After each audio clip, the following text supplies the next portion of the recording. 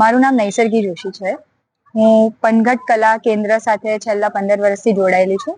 અમારી આ સંસ્થા ગાંધીનગરમાં ખૂબ જાણીતી સંસ્થા છે અને વર્ષોથી અમે રાજ્ય કક્ષાની ગરબા સ્પર્ધામાં ભાગ લેતા આવીએ છીએ અને આવી રીતે જ ગુજરાતની ભાતીગળ પ્રસ્તુતિ એટલે કે ગરબો એને જાળવવાનો પૂરો પ્રયત્ન કરીએ છીએ અને આવનારી પેઢીઓને તૈયાર કરીને તેમને પણ પ્રોત્સાહન કરીએ છીએ કે આપણી લોકકલા જળવાઈ રહે.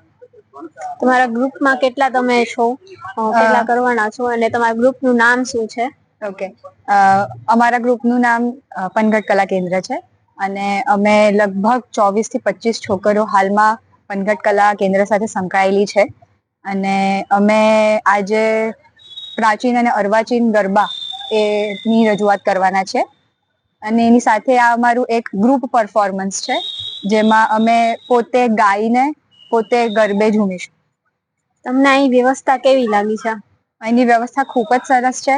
એસ્પેશિયલી જે ડેકોરેશન છે, નવરાત્રી પતી ગયા હોવા છતાં નવરાત્રી જેવા માહોલને તાજો કરીને ફરીથી જે પાર્ટિસિપન્ટ્સ છે એમનામાં ઉત્સાહ અને ઉમંગનો જોશ લાવી દે એવું ડેકોરેશન છે. એટલે એ બહુ ખૂબ સરસ. એમાં માતાજીની મૂર્તિ અને જે અંદર છબી મૂકી છે તે પણ ખૂબ જ રમણીય છે. અમારા ગુજરાતી ટીવીના દર્શકોને તમે શું મેસેજ પહોંચાડવા માંગશો? હું બધાને એ જ મેસેજ પહોંચાડવા માંગીશ કે આમ આ જે આપણો ગરબો છે એની માટે કોઈ નવરાત્રીના તહેવારની જરૂર નથી. આપણે દરેક હર્ષોલ્લાસના પ્રસંગો પર ગરબે ઝૂમીએ છીએ.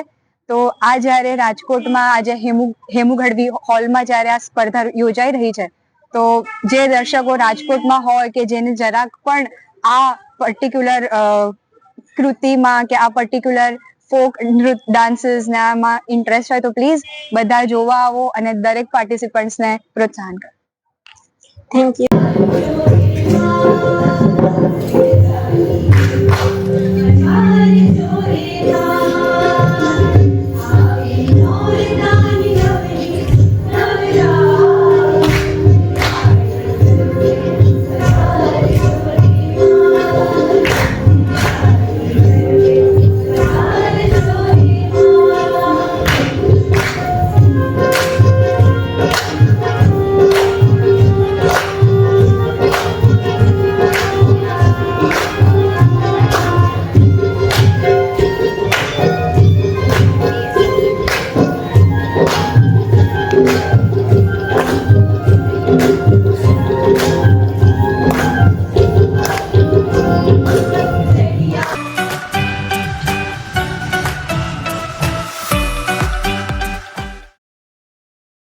આ વિડિયો ગમ્યો હોય તો લાઇક કરજો, મિત્રોને શેર કરજો અને ચેનલને સબસ્ક્રાઇબ કરવાનું ભૂલશો નહીં.